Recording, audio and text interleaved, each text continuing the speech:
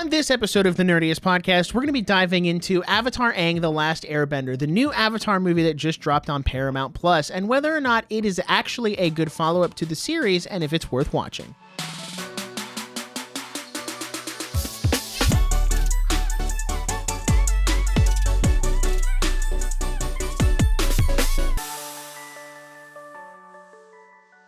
Hello and welcome to the Nerdiest Podcast, the show where nerds talk about nerdy things. I'm your host with the most, who is always sleep-deprived, Mr. Nick Barrett, and this week I am joined by recurring guest, friend of the show, Mr. Logan Uhrig, also known as Logout. Welcome back, and today we are going to be talking about Avatar Aang, The Last Airbender, you know, the Avatar movie that got leaked like 3 months ago because someone hacked into Paramount, so like half the people have already seen this movie, and it was supposed to have a theatrical release and then it didn't, and now it's a Paramount Plus original and so on and so forth. But we're here to talk about it because I love Avatar, Logan loves Avatar, so I was like, we can't not talk about Avatar. This is like the first new, well, no, I will say this is like the first new Avatar content we've gotten, because yeah, there's the Netflix show, but that's just rehashing the original, so I like that's just a remake. That's not new stuff. Yeah, I wouldn't necessarily call it like new. So this is like our first new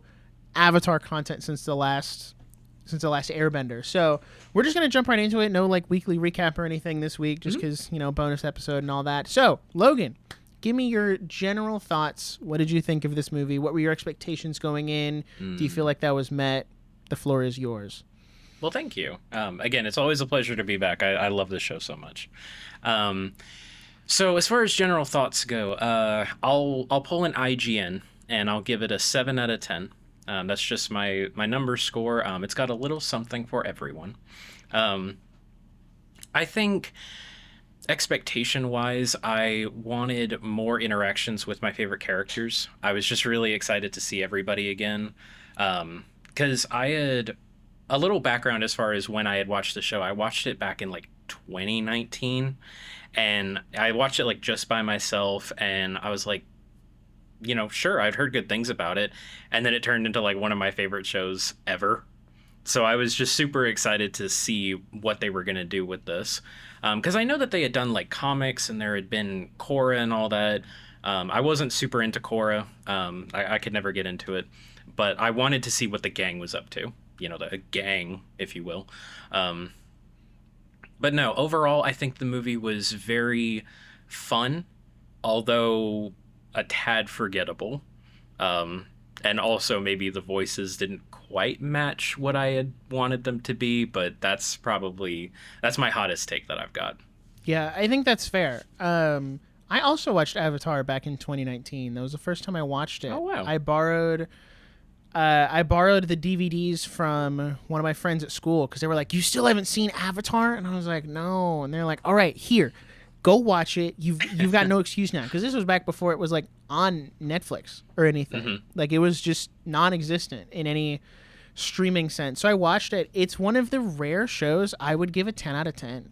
Like there's not many shows I would give a perfect score, but Avatar is one of those. And I think the original is just so iconic, and when they announced this movie, I was like, okay, we're getting new stuff. I had read a couple of the graphic novels. I didn't like get super deep into them. I tried to watch Korra. I also didn't really care for it, and I guess I misspoke. Korra would have been the last like new Avatar content we've gotten. So I never got into that. I do want to finish it though, and then watch the new one that's coming out, but and I'm sure we'll talk about that later. But as for this movie, when they announced it, I was like, okay, this is cool. I'm always a sucker for like, we're gonna go back and show you what happened to these characters after the main story that they were in, right? And like, let's just get more. Let's see them aged up, because they were all like kids in the original. And then I was really excited, but then I got really nervous when they announced that they weren't bringing back the original voice cast. I was like, okay, that certainly is a decision that you could make for this movie. Okay, hold on, maybe they're cooking though. Like maybe they've got something else in mind. Maybe they're like, well, we don't want them to sound the same because they're older now or whatever. Yeah. So then I saw some of the designs that came out, and I was like, wow, those designs look sick. That is how those characters should look when they get older. Right. And then the movie leaked. I think it was end of March into April, somewhere in there, which sucks for everyone involved. Like, Right. you spend so much time and effort working on this project for someone to hack into your cloud account and steal it. Like, Yeah. so that is unfortunate, and I do hate that for the creative team who worked on this movie. But I did not watch any of the leaks. I saw a couple clips on Twitter that had been posted, and like I kind of like scrolled past them because I was like, okay, well, when this movie comes out, I'm eventually going to watch it, and I'm going to want to know, like, I'm going to want to go in pretty spoiler free. That said, I watched the movie yesterday, and I kind of concur with what you said about how it's like, oh, this is great to see everyone together again and to see everyone like interacting and what are they up to, and we get a lot more of like Aang and Katara's relationship, which I thought was great. But the story was a little forgettable. Like, it wasn't a super in-depth story, which is interesting because I feel like the original show is known for this like really deep, rich storytelling, and I don't think they used their full potential on this movie. Like, I think they were almost handicapped by the restraint of like, well, this is a theatrical movie that anyone should be able to get into even if you haven't seen the original show, which is why that recap is at the beginning to kind of like give you a Cliff Note summary of where we're at, which is fine. But then when it becomes a Paramount Plus exclusive that is now sat next to the show on Paramount Plus, it almost like negates that necessity to be very like newcomer friendly, because it's like, okay, well, now I'm not paying to go see this in a theater. It's like I'm either already paying for Paramount or I'm just paying for it for this. And if you're just paying for it for this movie, then you've probably already seen the main series. Like, no non-Avatar fan is paying for Paramount Plus to watch this movie. So I thought that was interesting. It was all right. I think some of the things in there felt a little shoehorned, and were not necessarily as consistent with the main series as it could have been. But overall, I enjoyed it, and I would watch it again. Because Maddie's a really big Avatar fan, and I told her if she wanted to watch it, like, I would watch it again. And after I watched it yesterday, as I was getting ready for this episode, I was like, man, I really want to watch that movie again. Like, not because it was like the best movie I've ever seen. Like, I've seen people saying it's the best animated movie of the year. I'm like, I don't know about that. I don't know about that one, guys. Like, we've had some really good stuff come out this year, but it was fun. It was funny. It made me laugh. It had all of that Avatar brand humor in it. Like, yes. So overall, I really enjoyed it. And I guess as we dive in deeper here, we'll just start with the biggest glaring thing, and that is the voice acting. They did not bring back the original voice cast for this movie, and you said you thought some of them were miscast. Do elaborate. I'm interested to know what you mean by that. Yeah. Okay, so I think for the most part, the voice actors, I don't want to discredit them. I think they did a really good job, but I do think that some of the more... I think it was an issue not so much with the actors. I think it was an issue with the direction, because, like, I love Stephen Yeun, because he's in Invincible, like, he voices Mark. He's in The Walking Dead. Like, he's a great actor. And whenever he's in a project, I'm like, it immediately just jumps into that list of like, oh, I'm going to go see this now because he's in it. So I got really excited when they announced that he was going to be a part of it. But I am a bit disappointed. I don't think he was cast super well as Zuko. I think that Steven, I don't know, he wasn't as dry as who was the original actor for Zuko? Dante Bosco? Yes. I don't think he was nearly as dry. I think this is kind of a weird thing to critique, but I think Stephen Yeun has a little too much emotion in his voice. And so that makes him great for other stuff, but I think there were several like lines that he said, and I was like, that could have been a little bit funnier if it was just a little bit drier. or a little bit more deadpan, I guess. But other than that, Dave Bautista was fine. He's all right.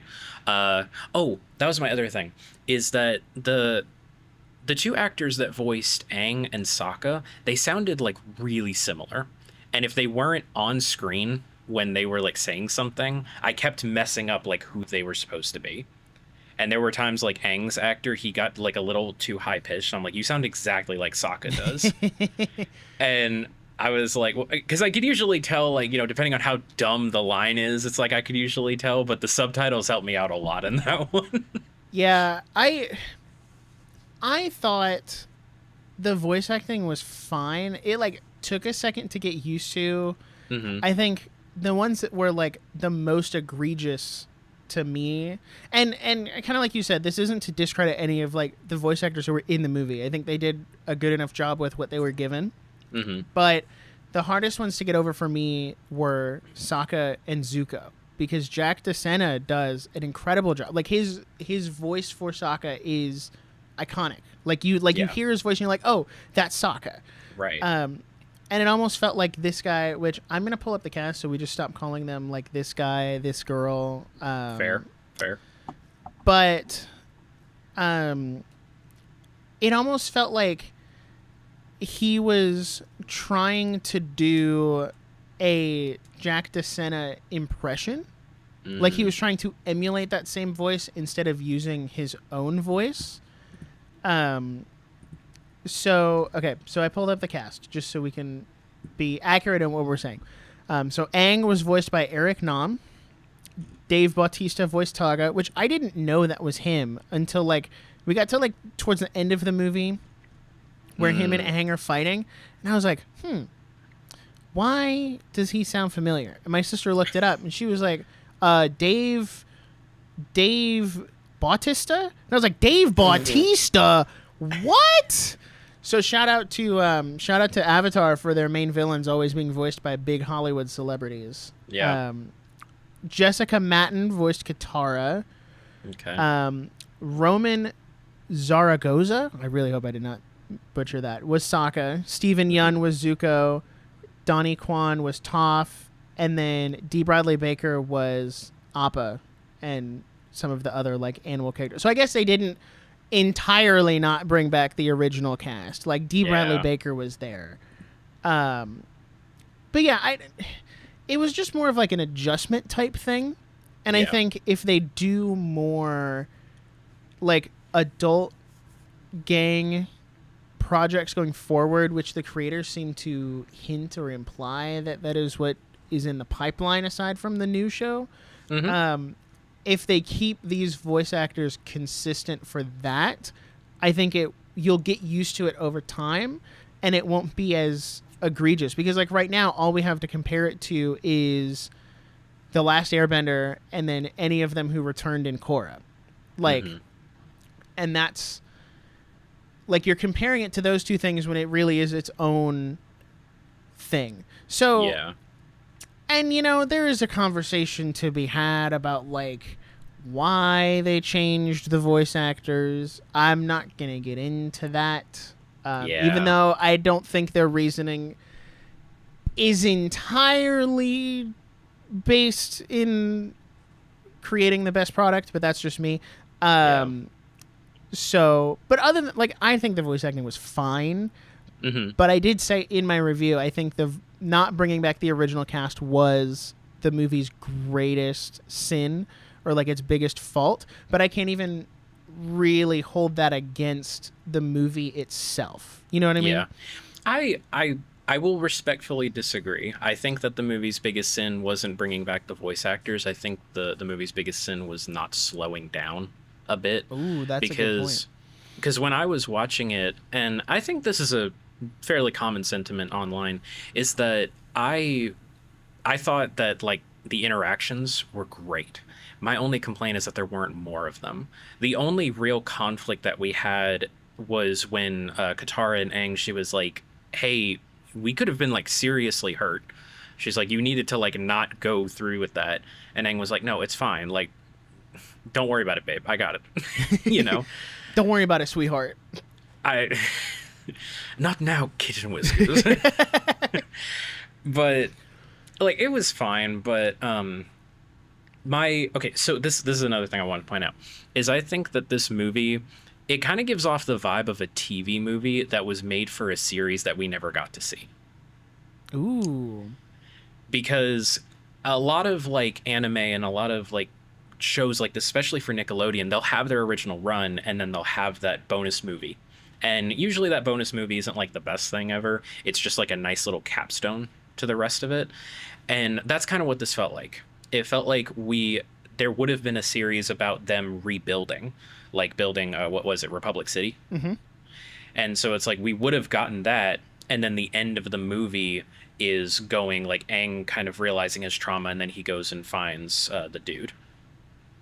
I thought that would have been more interesting, because another issue that I had was it felt kind of cheap to have Taga bring all of the airbenders, like he made all these people airbenders and then just immediately took it away. I thought it would have been way more interesting if they would have stayed airbenders and then they just had to deal with that.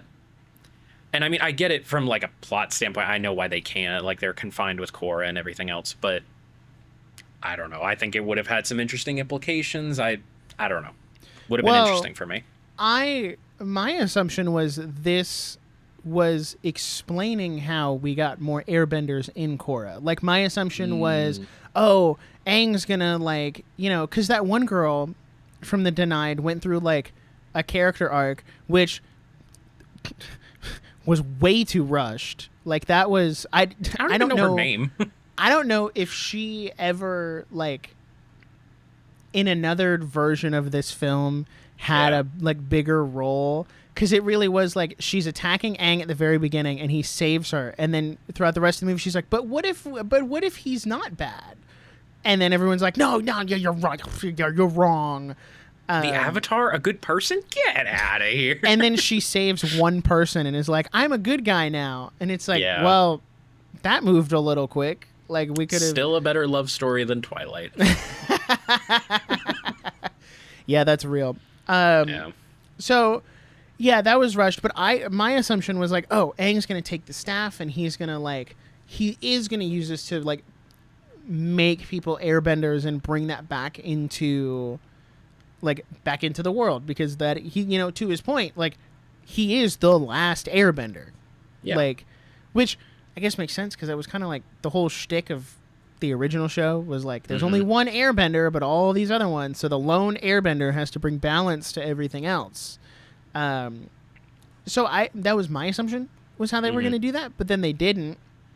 And I saw someone mention on Twitter like going that way makes the return of airbending more impactful almost, because it's not this cheap like hand out the power to whoever wants it. It's like, well, now it's actually being taught the way it should be and being passed down based on Aang's morals and his principles, rather than, well, I gave you this magic stick, now don't do bad things with the airbending.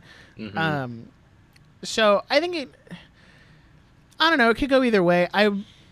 It gets into some tricky territory also, because how much power do we want to really give Aang? Because like he was already able to take away someone's bending. Right. And it's like that already is kind of like playing God a little bit, which is fine in the original, because the Fire Lord proved himself to be just the worst person imaginable again and again. So it's like that was fine. And at least he didn't have to kill him. So he didn't have to sacrifice taking away his bending in the original was justified. Yes. But like, what would that training look like? Like, how would you vet a person? Is it like just a really intense like job application? Like, how good of a person are you? And like it, like a 7-round interview process. Like, can you be an airbender? I don't know if that would work or not. I mean, clearly the interview process didn't work, because that's what happened to Taka. Was like, he went through his whole thing and she was like, well, I didn't know because Aang was like, well, how could you give him monster power? And she was essentially like, I didn't know he was going to do that. Like, this isn't my fault. Who could have known that power corrupted people? Absolute power corrupts absolutely. Where have I heard that one before?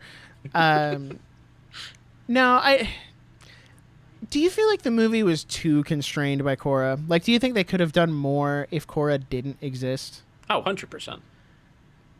And not that they would have necessarily, because these studios want to play it as safe as possible. Right. With their IPs.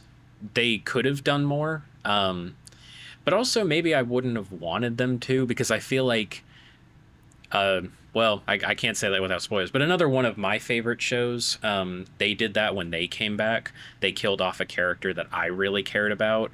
And I'll just say it because it's been like years since it came out, but Daredevil Born Again, when it came out, they killed off one of the like main trio of characters because they were like, oh, we got to come back with something big and bold. And I'm like, yeah. Was it good?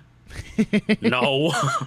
Was it justified? Did it make any sense for that character to kill that one? No. Sorry. It wasn't I hate Daredevil Born Again. It wasn't a good decision. No. Essentially. Not at all. Speaking of not good decisions, this is one thing, and maybe this is just me being ignorant and not remembering the original very well. Do you feel like Aang used the Avatar state way too casually in this movie? Like, I feel like he kept turning it on over and over again, almost like an anime power-up. Because I remember, like, using the Avatar state in the original was this, like, almost very intentional thing that he had to do. Mm-hmm. And it wasn't just, like, Goku going Super Saiyan at will. And now, like, oh, I'm stronger now. Like, so I don't know. Maybe that's just me. But I felt like he almost did it too many times. Like, he almost did it in every single fight in the movie. So, like, did that bother you, or is that just a me thing? No, I see where you're coming from. I try not to have too much of a dog in, like, the power scaling fight, like, issue, because that just gets so messy so quickly, and people are like, oh, well, he can't use this, and he can't use that. My end thing is I just want a good story. I want good characters, and if that's just a power that he can have, that's fine. Although I do kind of agree, I wish they explained it a little bit more, because it's like, I don't know, it's like Kane coming back in the Digital Circus finale. Like how did that happen? Yeah, like, you know, how does that work in this universe? You know, that's my issue with it. Yeah, and I think the assumption the audience is to make is that he's just had so much time to train that, like, he's just a better Avatar now. Yeah. And he can, like, use that power at will because he's older and wiser and all of that. So maybe that's the explanation. Maybe. But I feel like that goes back to my original point about, like, this being a TV movie, where it's like, I wish we could have gotten to see him get better at that over the course of a whole series. Right. Because I love seeing how long it took him to figure out earthbending. Like, that was not an easy thing for him. That was the hardest thing for him to learn. And so, like, going through that was super interesting. And I'd love to see, like, I don't know, if using the Avatar state was, like, a issue with trauma, I wish we dealt with that a little bit more. Ultimately, it sounds like the biggest sin this movie committed was just not being long enough. Yeah. It seems like they had to cram too much into it while also trying to be, like, a bit of a member berry. You know, like, here's the My Cabbages guy, and, you know, here's that one. I will say, one thing that got me, though, was the guy that, like, freaked out, and he, like, frothed at the mouth and then died. I was like, yeah, my goat, he's back. Yeah, and then, like, towards the end, like, you see Suki and the other Kyoshi warriors pop up, and I was like, oh, it's like the Leonardo DiCaprio meme. He's like, oh, hey, that's the thing. Yeah.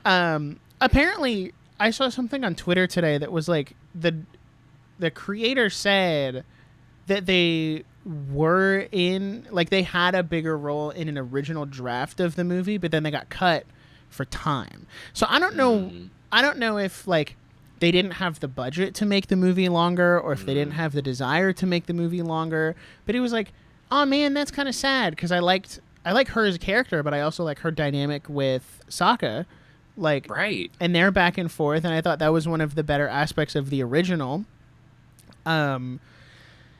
So it's like there's some characters who weren't in it who I was like, they weren't there. But then like there's a little throwaway scene at the end where like you see Iroh sitting there, and it's like, oh my gosh, hey, that's the guy, and like wait, Iroh was in it? I totally missed that. I think so. I think he was at the very end. Okay, Marvel I taught might me be nothing. wrong. But he was like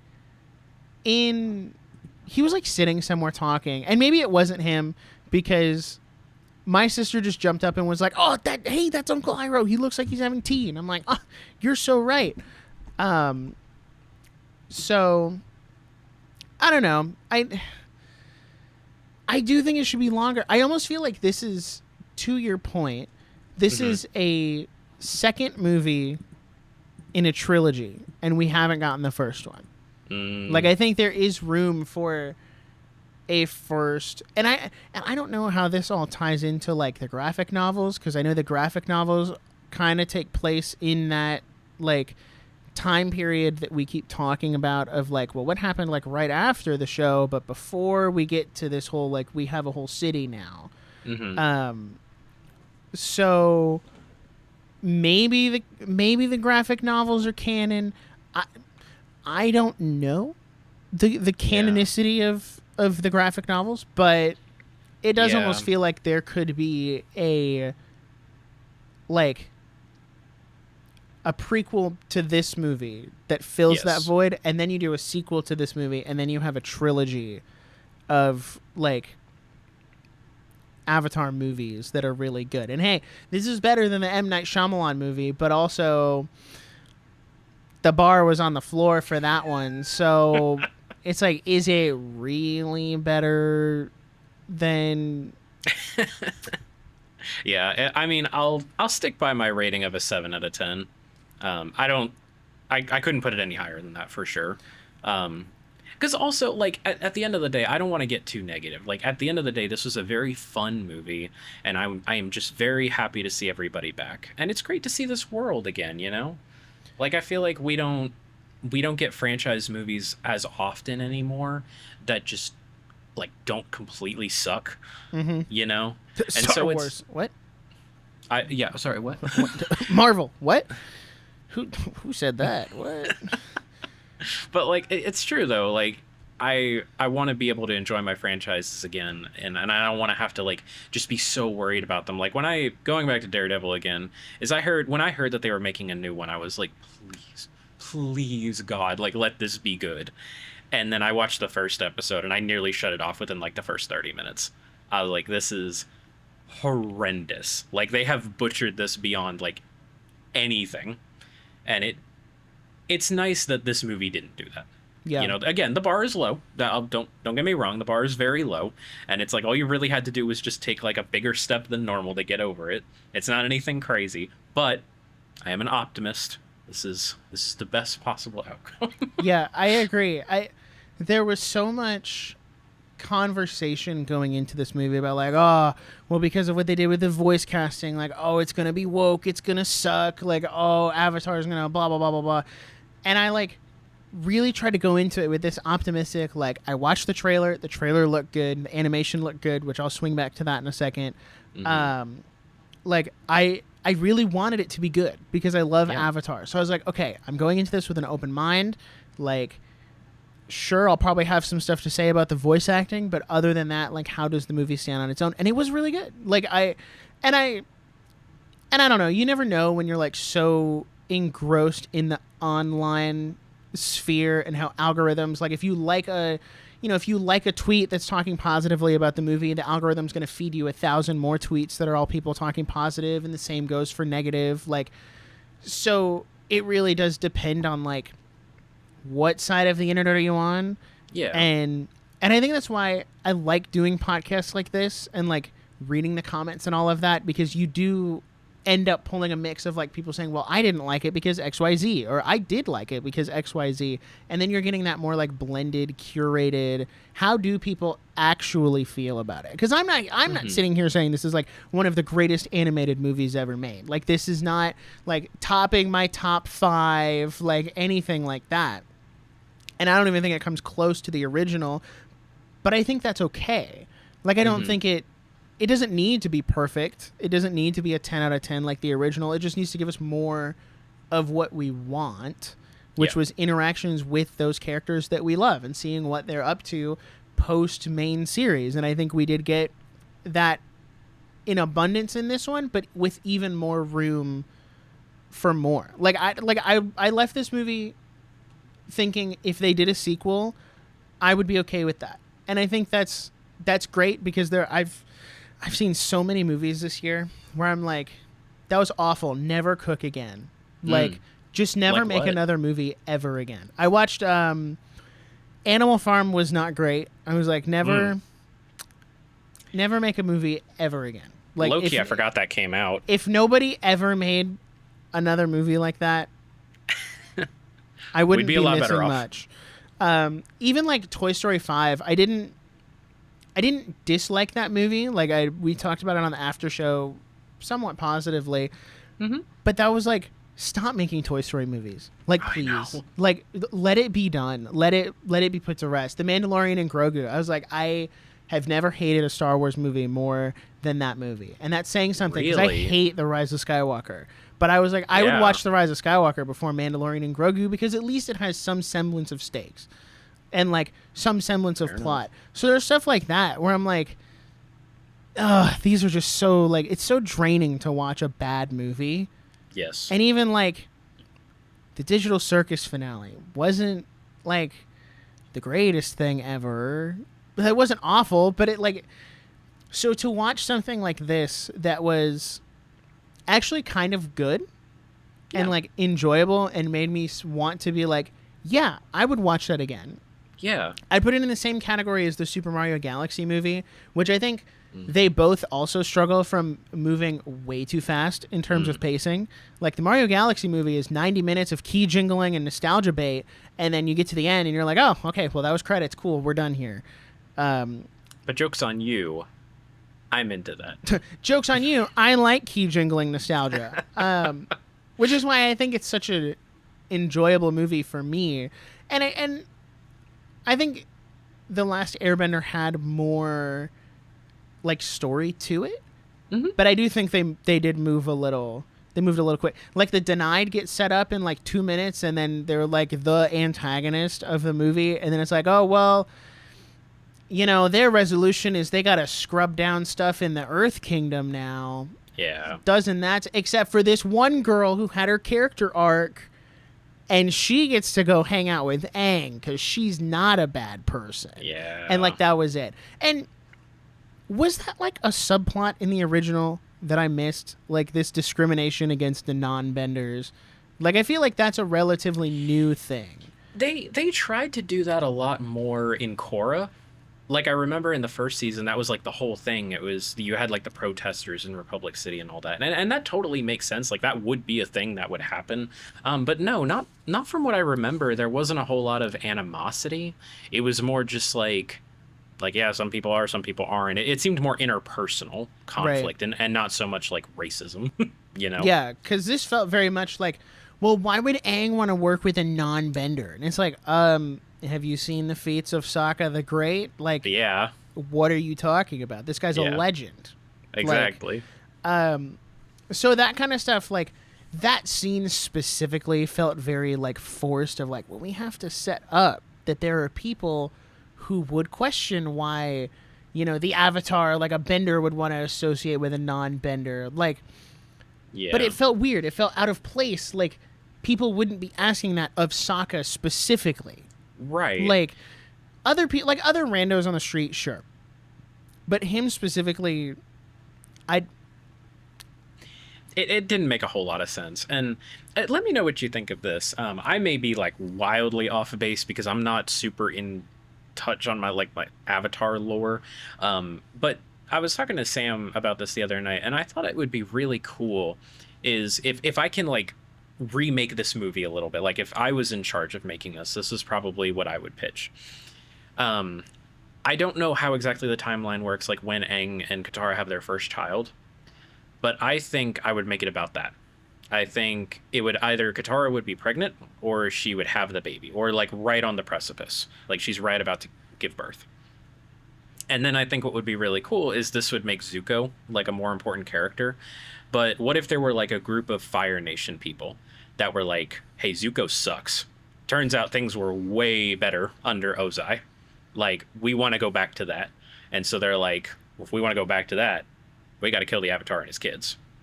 And so they like group together, and it's kind of like a Fire Nation. I don't know. That sounds wrong. I can't say that. Never mind. But it's like Fire Nation pride, essentially, where they're like, we need to bring back what was great, kind of make the like a new galactic empire kind of thing. And they kind of go off and they start fighting Aang. And so that coincides with him trying to find like more airbenders. And then you can do that whole staff thing, and you can make it like more interesting that Aang and Zuko have to work together. I don't know. Yeah. No, I see what you're saying. I'm picking up what you're putting down, like a First Order type thing where they're like, all right, things were better under the Empire. We should just go back. Like, why are we trying to do this? It all worked itself out. And if I'm not mistaken, there were concepts or plans for Katara to be pregnant in the movie. Like, there's official concept art and stuff of that, like of her with like the baby belly and stuff. And again, another thing, I don't know why that got taken out of the movie. Would have added a lot more stakes to me. Yeah, I was like, I don't know why that was taken out, but it is what it is. I think that premise would have been a little more interesting than the Denied, and I feel like the Denied are in there because they're trying to set up for the stuff that happens in Korra. Like, they're trying to plant the seeds of like, okay, well, there is resentment from the non-benders against the benders, so you're like trying to lay the foundation of that, even though I don't think you really had to, because logically that seed is already planted in the sense of like, well, yeah, there are a ton of non-benders in the world. Like, it was kind of a special thing that you were able to do, and so I don't really think you needed to set that up. But I do like the idea of like people like it boggles my mind that like the movie presents the Fire Nation as like everyone's just chill with Zuko being in charge now. And it's like, didn't everybody hate him before? Hold on now. Yeah. You're telling me everyone who served under Ozai is like suddenly chill with taking a 180-degree turn in our presentation of, and maybe that's just because Zuko like cleaned house and got all of those people out of there, but like, what are they doing now? Because they're still firebenders. So to your point, like, why would they not try to overthrow him? Or like all the other nations are just like real chill. Like, everyone got real chill with the Fire Nation real quick. Like,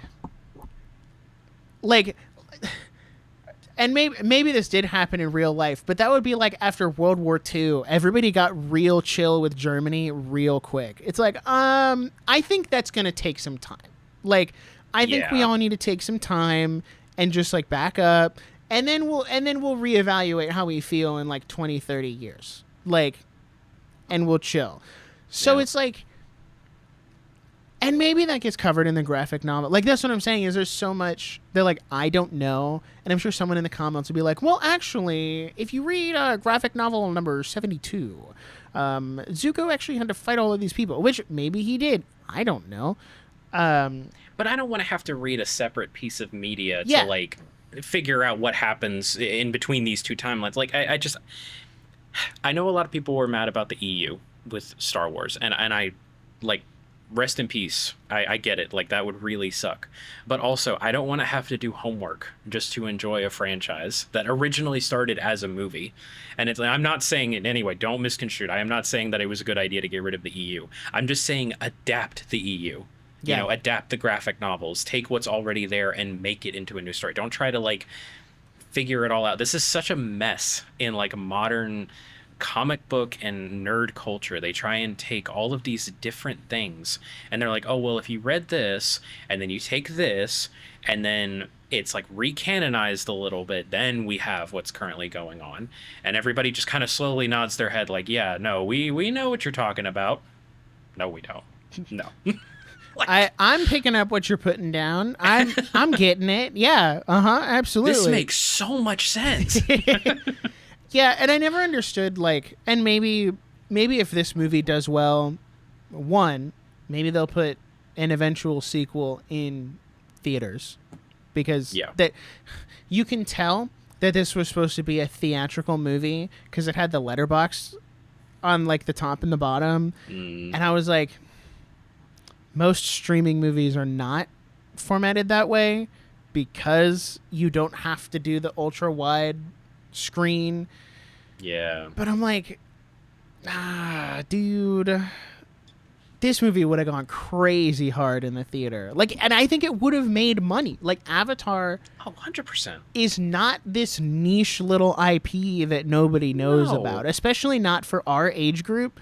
Like, who would have grown up with this show, who some of them have kids now who they have introduced the original show to, and now would be like, oh my gosh, let's go. Like, I was standing in Books A Million the other day, and out of earshot, but in my peripheral, I saw this guy. He was there with his wife, younger kid, and his wife was holding holding a kid, like a toddler. And he was talking about, they saw like an Avatar cookbook or something, and he was like, oh my gosh, they're putting out a new Avatar movie on Paramount Plus next week. And the wife was like, they're doing a new Avatar? He's like, yes, but it's like they're all adults now. Like, he was talking about it so enthusiastically. And I'm like, okay, so there are people out there who like would have gone to the theater to see this movie. And I don't understand why they were like, you know what? As Paramount, we actually hate money. So we're going to put it on Paramount Plus and not get any return on investment in the same way that we would before. But then they still put it in select theaters in New York and LA so that they can have it qualify for Oscar nominations. Like,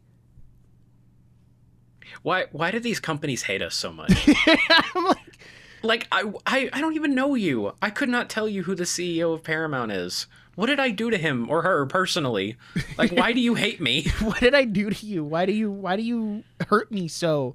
I would give you $20 if you just did your job. Yeah, just give it to me. Like, come on now. It's not like Paramount's in the best of financial straits right now, you know. I guess they're not getting bought out anymore. The deal has been put on pause until next June because a bunch of like states and stuff started suing so that Netflix and Warner Bros. couldn't go at buying them. And I'm like, wasn't it like 12 or 17 lawsuits or something like that? Yeah, it was a crazy number. Meanwhile, Paramount's like, hey guys, watch my new Avatar movie on Paramount Plus. Or if you live in New York and LA, we got limited theater run for you. And I'm like, dude. Glitch would never. Glitch true. What world do we live in? Where a niche little indie animated series that started on YouTube gets a theatrical finale release over Avatar: The Last Airbender. What do you mean? Jesus wept. Like, for real. I am... What and even if they wanted, because like it was supposed to come out in October. Yeah. And it's like, okay, that would have been a great time to drop this movie. Like, what else is coming out in October in terms of animated stuff? Because then you're still ahead of like whatever the Thanksgiving movie from Disney is, and you're past the summer rush, so you're in like this nice little fall type area, and you know that really, you know, the fall breeze really hits like airbending kind of in a way, like if that's the correlation you want to make. Like, so why not? Why are you not a marketing executive? Like, this is brilliant, dude. Hey Paramount, hey, give me a call. I'll bring in so much money you won't have to worry about. You'll be the one buying Netflix. The tables will turn. I'll make you so much money. I'll also edit your trailers. Hit me up. Yeah, hire us. We will work for dirt cheap so that we can put it on the resume. Like, because dirt cheap to Paramount is still way more than either of us make now. I'll work for a little bit more than dirt cheap Paramount. I'll work for stone cheap, not dirt. Copper cheap. Diamond cheap. Thank you very much. I'll work for netherite cheap, actually. So I think the only other thing I want to say about this movie, and this was my favorite part. Well, second favorite part was the music. I thought the music was great. First favorite, though, was the animation. It was a gorgeous movie. And I feel like, and let me know what you think about this. I feel like the scale of the fights got bigger because we have better animation tools now than we did when the original was coming out. And that's not to say the fights in the original looked bad by any means. They were incredible. But I feel like if the original was at like a 6 or a 7, in terms of like fight level, the movie really cranked it up to like an 8 or a 9. Mm-hmm. In terms of like how intense the fights were, how like pronounced and used the bending was. And I think that might maybe in the original that was a limitation of technology. It also felt very anime. And I know like the original series took some of those anime inspiration, like the anime roots, especially in terms of the fighting. But this felt like if you put this next to like an anime movie like a Demon Slayer or a Dragon Ball, I would be like, oh yeah, that's an anime. Like, right. So I thought it was really good. I thought it was great. That was one of my favorite parts. I don't know how you feel about it though. No, I completely agree. I thought the choreography especially was just flawless. That like it was such a little thing, but that first fight in the Airbender tower, oh yeah, like at the start, oh my gosh, that was like, there are so many shots that I just like, because I do like a lot of like trailer editing and stuff like that, so I'm always looking for like the money shots, so to speak. Yeah, and like every frame was a money shot in that, like it, genuinely throughout the whole movie it was full of money shots. There really weren't any shots that were boring, which I greatly appreciated. I don't know who storyboarded that movie, but they knocked it out of the park. Like I was like, my jaw was on the floor pretty consistently. Yeah, I think that's one thing Avatar always did really well, was fully utilizing the environments that they fought in. Like that, very like, true. In the Airbender temple, like there was so many like bouncing off the walls and going straight up because it's a very vertical environment, but then having Aang also fight like all 4 of these people while trying to protect the relics, like that was really cool. I really liked the group fight against Taga, where it's like, all right, well, Katara's like bending and freezing the water and putting it on Sokka's boomerang so that he can then hit this guy, and then Toph is like flinging Sokka around by shooting the rocks up. Like I thought that was a really good group fight. Yes. But it also showed like how strong an unhinged airbender actually is, because I think wind is an underutilized element in like fantasy media, and it really is like kind of dangerous because you can fling air at somebody and like cut through their skin. Like, well, not to mention Taga killed all of them. Yes, he did. So, how did you feel about that? Like the death fake out. Like that is one of my least favorite tropes, is when they're like, oh no, they're all dead, so that you feel bad, and then, oh, just kidding, they're actually all alive. Like none of them died. I'm like, could we not have just had them like be really wounded and like could you not have like done something where it was like, oh, Katara and Zuko like threw him that way, but threw themselves back into a cave and they got separated, and that's why the fight ended, but they're all still wounded. Like, did they have to die? It's tough because Taga is not the kind of character that would leave them alive. So from a story sense, like, I get it. I really don't know what the solution is, because I try not to complain about like anything in a story that I myself don't know how to fix. Right. So it's like, because that feels a bit hypocritical if I like complain about like power scaling. I don't know how that works. I really don't have a dog in that fight. But if it's something like a story thing or like a character arc or just something in the world building that doesn't make sense, I'll be like, yeah, no, that's kind of crap. Maybe we should fix that. But with them dying, it's tricky because Taga would not let them leave alive. Right. He wanted to kill all of them. But also, how could they get separated and him like not care? Like, Taga would be out for blood. He'd be finding them. Yeah. So maybe that's like the only way, and then we need like Magic MacGuffin XYZ, which is basically Katara at this point. Yeah. To fix everybody, which, you know, I guess it makes sense, but I don't know how to fix it. Yeah, it was kind of like a nitpicky thing, and I think Hmm. in the way that the like death and then immediately brought back trope is, this one wasn't awful. Yeah. Because it's like, oh, we're in the most spiritual place in the world. That's why it worked. And then, you see Aang do some other stuff where he's like, well, I'm also super connected to the spirituality of this place, which is how we can get transported all the way back and so on and so forth. So, I don't know. It was like a minute thing, but I did really like the fights and the choreography and the animation in general. It was a gorgeous movie, and I wish I could have seen it on a big like theater screen. Like, Yeah. I don't know, man. But other than that, I don't think I have much else to say other than like, give me more. Like, Yeah. give Make me a more. show. Make another show. Yeah, do a sequel show. Like, I know they're doing. Well, I guess we can talk about this. How do you feel about the new Avatar show? Because I know the trailer just dropped this week. I'm mixed on it. I think it's a cool idea because it is. It's been a second since I watched it. Is the whole shtick that the two kids are both avatars? Yes.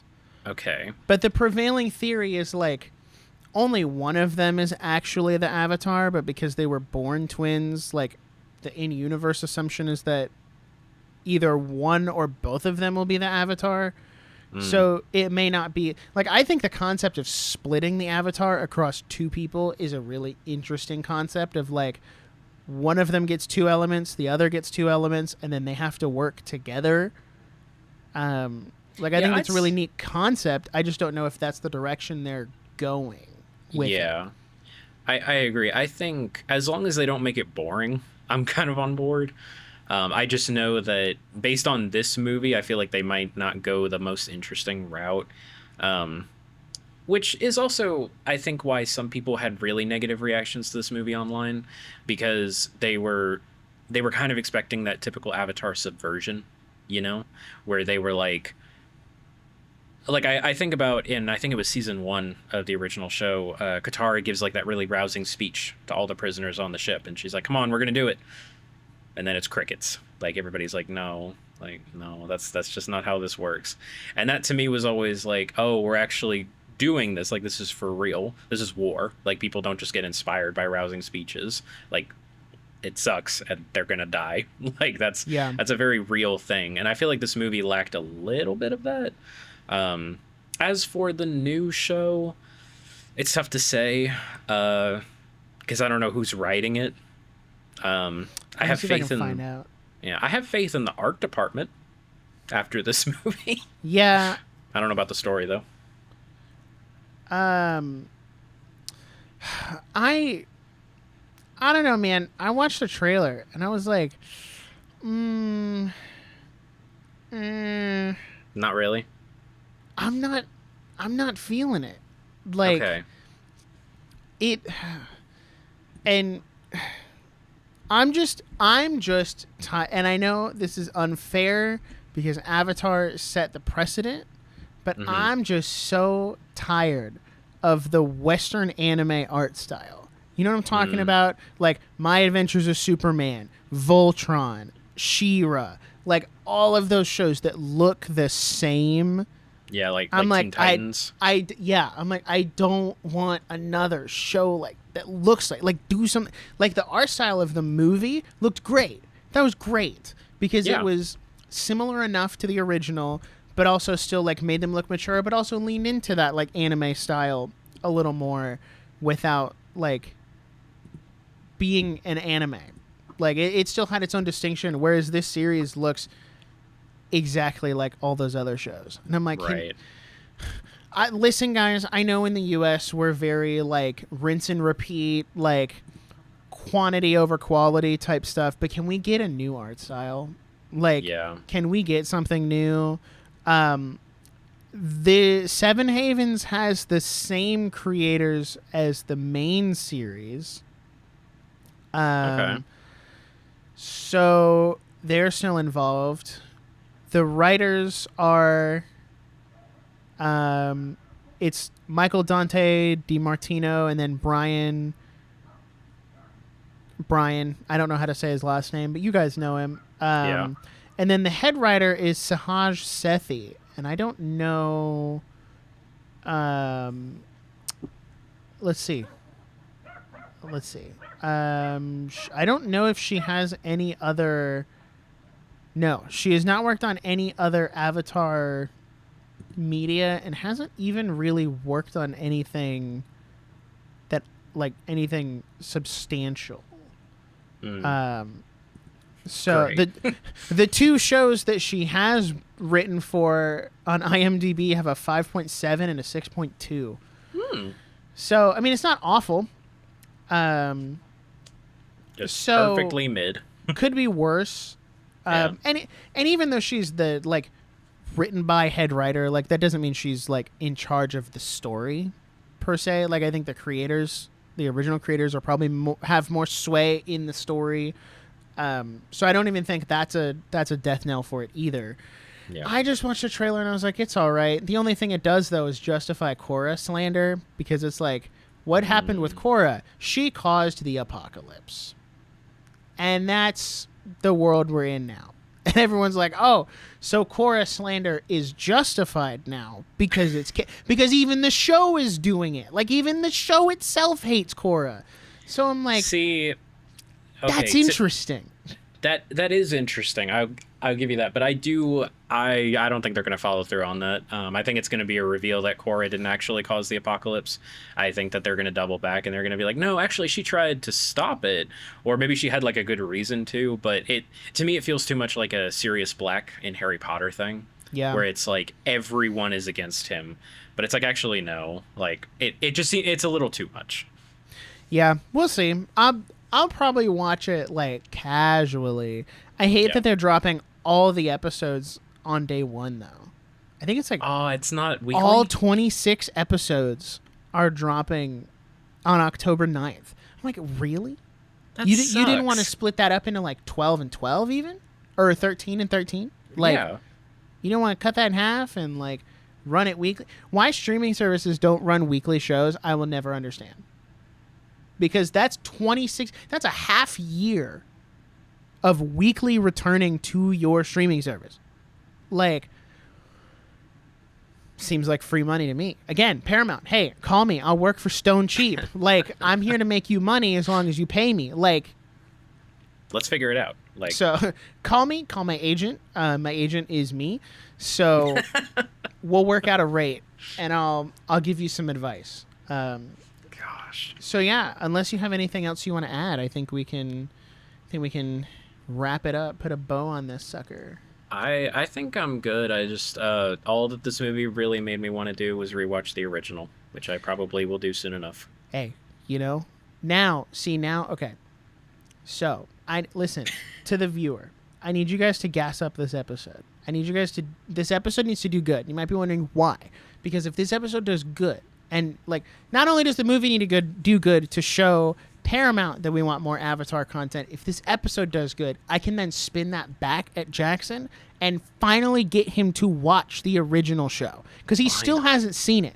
And I've been trying to get him. I'm like, dude, just watch, like, season 1. We'll do an episode on book 1. We'll do one episode per book, and we can space it out, and we'll get see, this is like what Paramount should do with Seven Haven. Like, you space it out so that you make, you get people coming back. The most amount of money. And I'm like, just like, we do 3 episodes, 1 for each book. You don't have to watch the whole series at once. You just watch it one at a time. And he's like, we'll get so guys, if you want us to do a full, like, series retrospective on Avatar, put it in the comments, gas up this episode, because that's how I'm going to justify it. That's how I'm going to get Jackson to be like, hey, look, the people want this.